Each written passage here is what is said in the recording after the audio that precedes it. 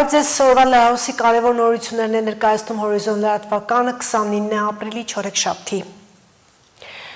Հայաստանի ժամանել Ադրբեջանի պատվիրակությունը փոխվարչապետ Շահին Մուստաֆայևի գլխավորությամբ։ Մուստաֆայևը նաև Ադրբեջանի եւ Հայաստանի միջև պետական սահմանի դեմիլիտացիայի պետական հանձնաժողովի նախագահն է։ Հիշեցնենք, նոյեմբերի 28-ին Ադրբեջանի Գաբալա քաղաքում տեղի էր ունեցել Հայաստանի եւ Ադրբեջանի միջև պետական սահմանի սահմանազատման սահմանային անվտանգության հարցերով պետական հանձնաժողովի 12-րդ հանդիպումը։ Կողմերը պայմանավորվել էին աշխատանքային կարգով համաձայնեցնել հաջորդ հանդիպման անցկացումը Հայաստանի քաղաքներից մեկում։ Տեղեկություններ են հաղորդվում այն մասին, որ Շահին Մուստաֆայևի գլխավորած պատվիրակությունը եղել է Աղվերանի հյուրանոցներից մեկում, հավանաբար որտեղ էլ տեղի ունեցել հանրափակ հանդիպումը։ Հայտնի էր նաև, որ ադրբեջանական օդանավը Բաքու էր վերադառնալու այսօր ժամը 17-ին։ Հայաստան կժամանի Եվրոպայի խորհրդի գլխավոր քարտուղար Ալեն Բերսեն մասնակցելու Եվրոպական քաղաքական համայնքի 8-րդ գագաթնաժողովին։ Այս մասին հաղորդագրություն է տարածել Եվրոպայի խորհուրդը։ Նա կմասնակցի ժողովրդավարական կայունությանն ու հիբրիդային սպառնալիքների նվիրված կլոր սեղանին,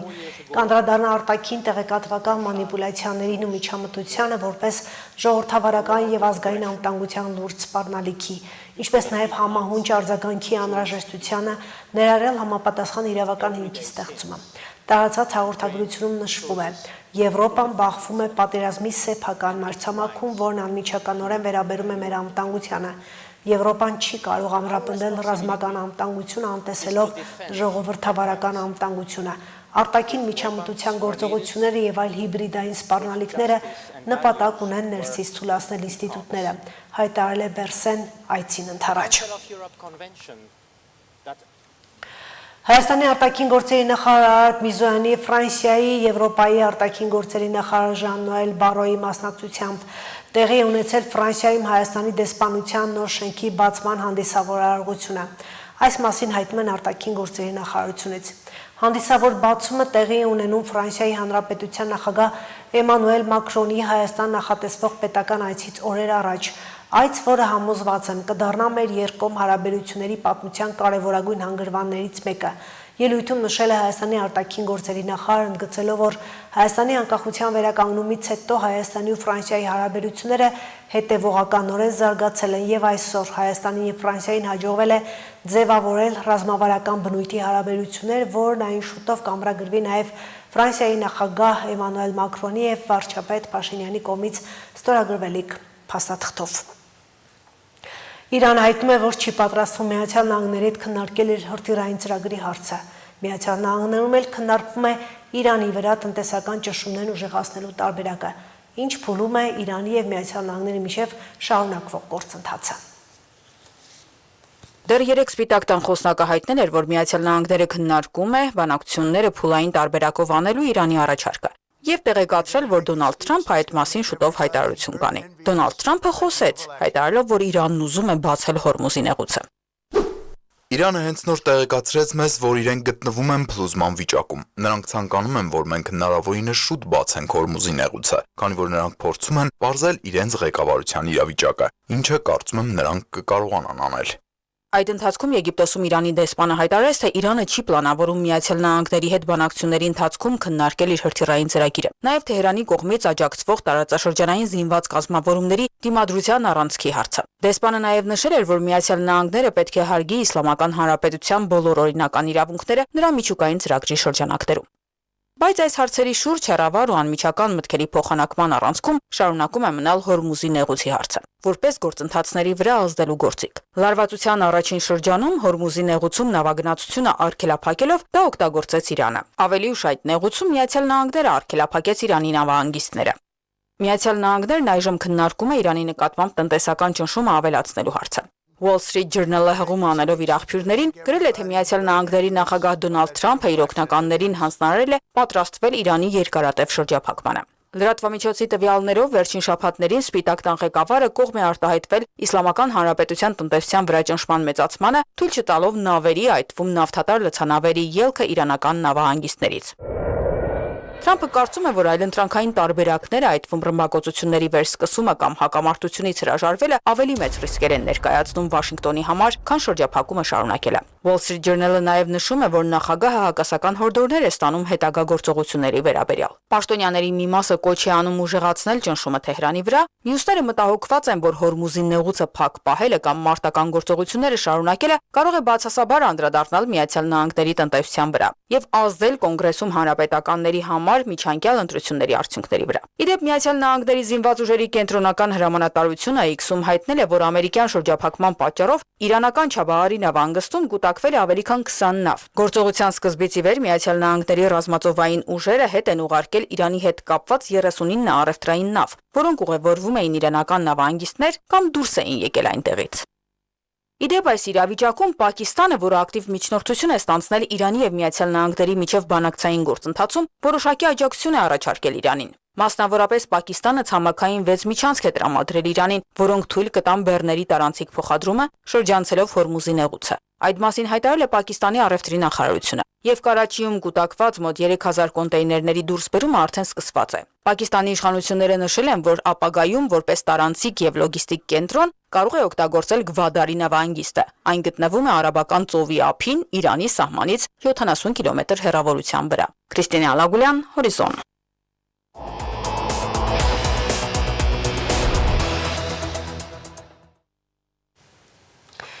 «300 դպրոց, 500 մանկապարտեզ» պետական ծրագրի մաս են կազմում Գավառի, Բերդկունք և Սարուխան բնակավայրերի նորակառույց մանկապարտեզն ու դպրոցը։ Վարչապետ Փաշինյանն այսօր առավոտյան այցելել է կրթօջախներ, կատարել շրջայց, արել դիտարկումներ, զրուցել տեղացիների հետ։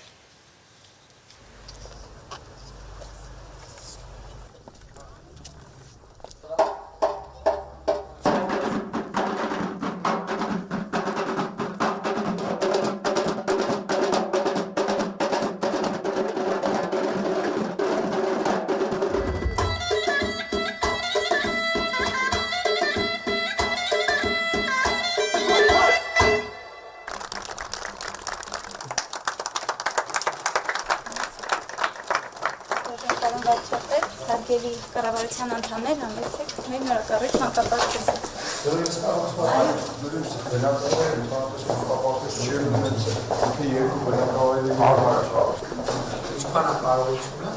Նա 3 խումբ ունի, 90 սամի համար է նախատեսված։ Քանի սամ կա։ 33 հետադրված սամեր ունենք արդեն։ Այսինքն այն նոր այսօր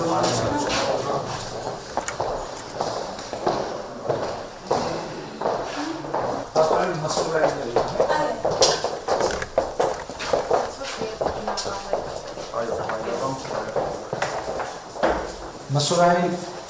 հաստացի ընդունեցություն անելու եք։ Այո։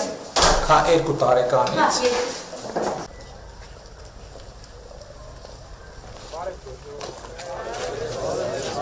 Եկել ենք նայենք ոնց է ստացվել։ Դպրոցի նորությունը։ Հուսում եմ որ լավ։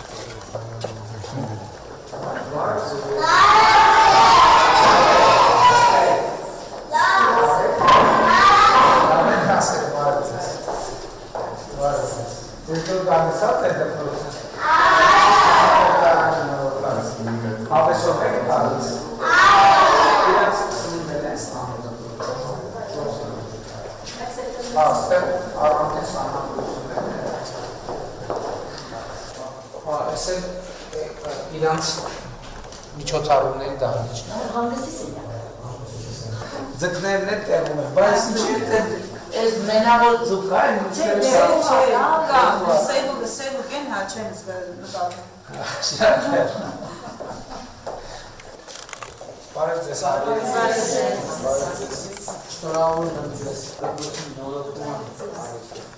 Նորացված զոհվեցին։ Ավելի հաճելի է այստեղ աշխատել։ Բարև ձեզ։ Բարև ձեզ։ Համակարգիչներն նոր են։ Երեք դեպրինտերը կարողանում եք օգտագործել։ Աստիճանաբար սովորում են եւ ծրագրային բաժերին են արդեն ծանոթանում, նույնիսկ փորձեր են արդեն արել պատմության 3D մոդելավորման փորձեր արդեն կատարել։ Բարև ձեզ երեխաներ, լավ եք։ Շնորհավորում եմ ձեր դպրոցի նորոգման համերգով։ Հաճելի է նորոգած դպրոցում սովորել։ Ավելի լավ եք սովորում, ավելի տրամադրում է լավ սովորում։ Բժշկական նոր կենտրոններ եւ վերազինվող բաժանմունքներ այսօր առողջապահության ոլորտում իրականացվող լայնածավալ ծրագրերին անդրադարձել է առողջապահության նախարարը։ Անահիտ Ավանեսյանը խոսել է նաեւ առողջության համընդհանուր ապահովագրությունից։ Մոտ 50 բժշկական հաստատություն կառուցման ու վերակառուցման փուլում է, որոնցից զգալի մասը շուտով կհանձնվի շահագործման։ Այս մասին ասուլիսի ժամանակ հայտնում է առողջապահության նախարար Անահիտ Ավանեսյանը, ընդգծելով, որ 2018-ից 2026 թվականների ընթացքում շուրջ 40 միլիոն դրամի պետական բյուջեով ներդրումներ են իրականացրել թե մարզերում եւ թե Երևանում։ Մեր կառավարության ծրագրով սահմանված առնվազն 50 առողջապահական կազմակերպությունների շահագործման հանձնելու ծրագիրը մենք ըստ էության մինչև ուրեմն հուլիս ամիսը կամփոփենք դրանից մոտ 24 բժշկական հաստատությունների եւ գումարած 11 ամբուլատորիաները արդեն իսկ կհանձնվեն շահագործման եւ հաջորդիվ ամիսների ընթացքում մինչեւ տարվա ավարտ մենք ամբողջապես 50-ի խոստումը կիրացնենք։ Ավանեսյանը տեղեկացնում է, որ մարզային բժշկական կենտրոններում նկատվում է հիվանդների հոսքի զգալի աճ։ Նրա խոսքով դա պայմանավորված է ինչպես ենթակառուցվածքների բարելավմամբ, այնպես էլ նորագույն սարքավորումների հասանելիությամբ։ Բոլոր հանգամանքները հաշվի են առնվում, մենք այս ընթացքում գնահատել ենք մեր բոլոր կարողությունները, այս պահին նաև փորձում ենք համաչափությունը ապահովել, մենք ամեն մարզում այս պահին 3 առնվազն ամբուլատորիա կառուցում ենք եւ այսպես պիտի ընդլայնենք, հաշվի ենք առնում իհարկե վիճակը, իհարկե բնակչության խտությունը, իհարկե նաեւ մոտակայքում արդյոք արկա են հնարավոր ալտերնատիվ ծառայությունները մատուցելու հնարավորություններ, թե չէ։ Իսկ ինչպես է կատարվում բժշկական կենտրոնների կառուցման եւ վերազինման ընտրությունը։ Արարատի բժշկական կենտրոնը հագեցվեց համակարգչային շերտագրման նոր սարքավորումով, այն արդեն իսկ ծառայում է մեր բնակչությանը, նախկինում ուրեմն պետք է գային Երևան այդ ծառայությունը ստանալու, հիմա արդեն թե մասնագետով եւ թե սարքավորումով ապահովել ենք, որ հենց բժշկական կենտրոնում այդ ծառայությունը կստանան։ Հաջորդիվ օրինակ Գյումրի բժշկական կենտրոնը առաջիկայում արդեն մատակարարման փուլի մեջ ենք, կստանա մամոգրաֆիկ նոր սարք եւ այսպես 10 մամոգրաֆիկ ուրեմն սարքավորումները կտեղակայվեն մեր Երևանում եւ մարզերում։ Ամեն մարզում մենք կունենանք մամոգրաֆիկ ծառայության հասանելիություն։ Մարզերում մասնագետների պակասը շարունակում է մնալ մարտահրավեր, սակայն ըստ նախարարի արդեն նկատվում է երիտասարդ բժիշկների ներհոսք։ Ավանեսյանի խոսքով միաժամանակ զարգացվում են նեղ մասնագիտական ուղղությունները։ Օրինակ այրվածքաբանության եւ մաշկաբանության ազգային կենտրոնում իրականացվում են ենթակառուցվածքային փոփոխություններ, տեխնիկական վերազինում, իսկ հոգեկան առողջության կենտրոններում շարունակվում են շինարարական աշխատանքները։ Անդրադառնալով առողջության համընդհանուր ապահովագրությանը նախարարը ընդգծում է, որ արձագանքները հիմնականում դրական են։ Դիմելիության աճը բերել է հերթերի ձևավորմանը, ինչը նախարարի գնահատմամբ բնական է եւ այլ երկրների համեմատ Հայաստանը լավագույն դիրքերում է։ Հերթերը նորմալ գործընթաց են, պլանային բուժօգնություն ստանալու եւ այո, եթե անձը էմերջենսի ծառայության կամ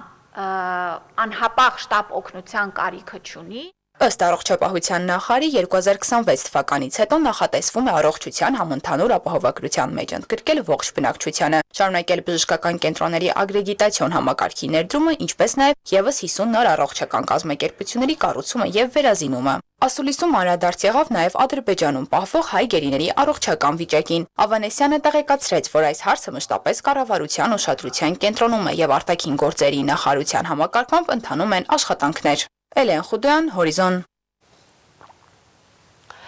Շիրակի մարզի հյուսիսը չօգտագործված ու դեռ չբացահայտված ռեսուրսներով հնարավորություններ ունի։ Զբոսաշրջային քարտեզում կարևոր տարածքներ են համարվում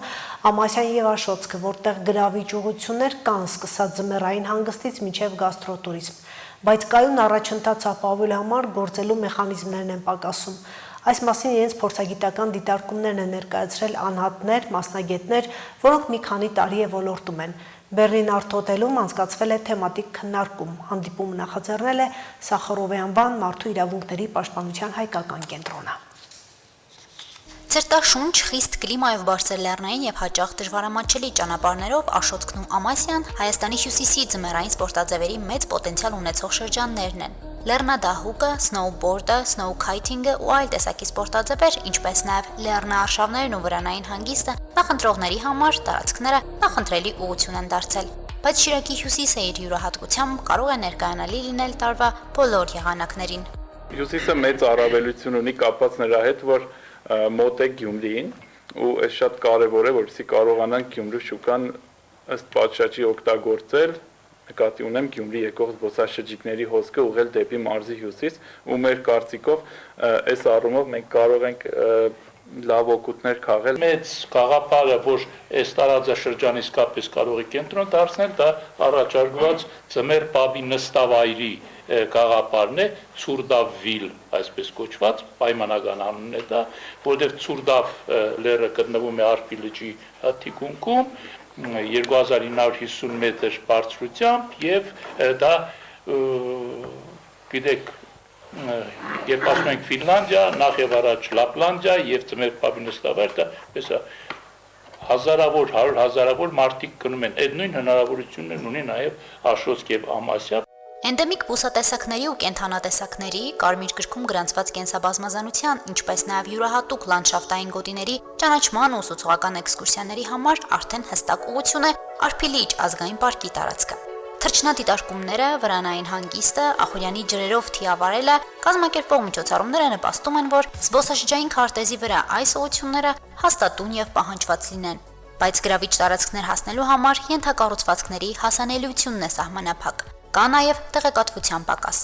Ամեն երկրորդ զբոսաշրջիկ ով գալիս է Արփիլիճ, ինքը չի գալիս, հա, իր համար են հատուկ լավ մեքենաներ, որոնք մեքենաներ են կամ այնպիսի փոխադրամիջոցներ, որ կարող են օֆրոդ վարել, այսինքն շատերը գալիս են Տրանսկովկասյան արահետով գալիս են, հա, շատերը նույն անգամ ավտոստոպով աշխարհի տարեց գալիս ասում են, որ տեսեն մեր թռչունը, մեր լիճը, բայց մարդիկ փոխադրվելու հնարավորություն չունեն։ Հյուսիսային տարածաշրջանների եղած ներուժը լիարժեք օգտագործելու համար անհրաժեշտ է սպասարկման ցանց, հասանելի ենթակառուցվածքներ, որոնք թույլ կտան հասնել տարածք, օգտվել առաջարկվող ծառայություններից։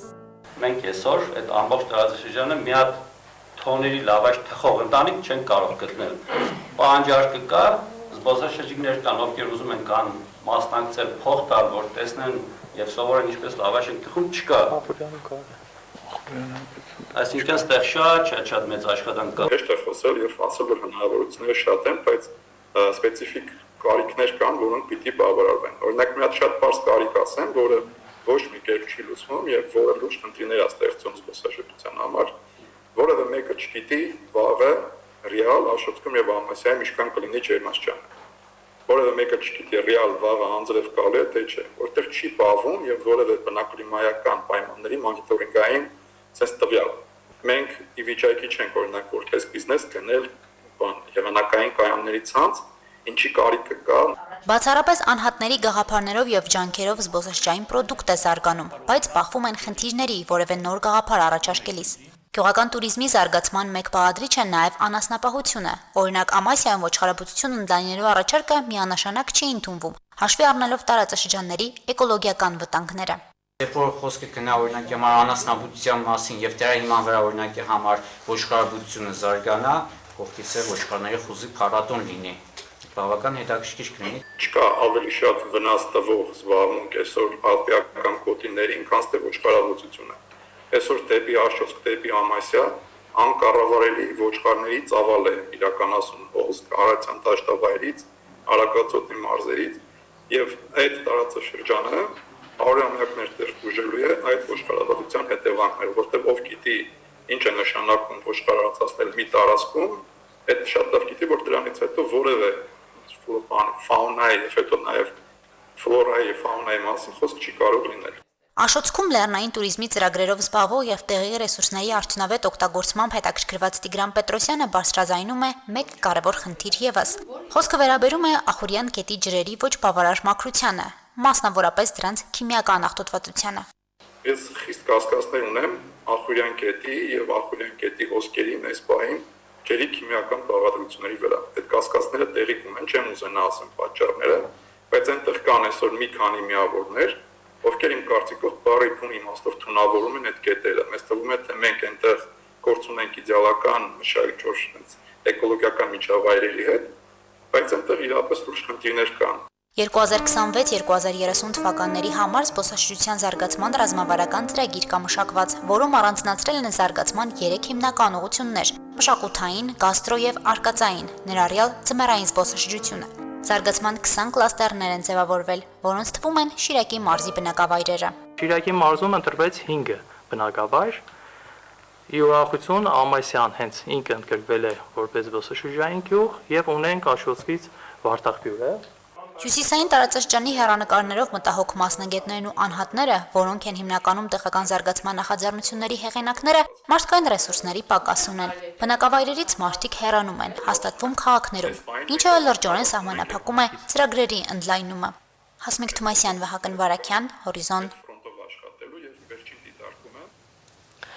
Այսքան այժմ իրարացում ծանոթացեք նորությունների մեր հաջորդ թողարկմանը։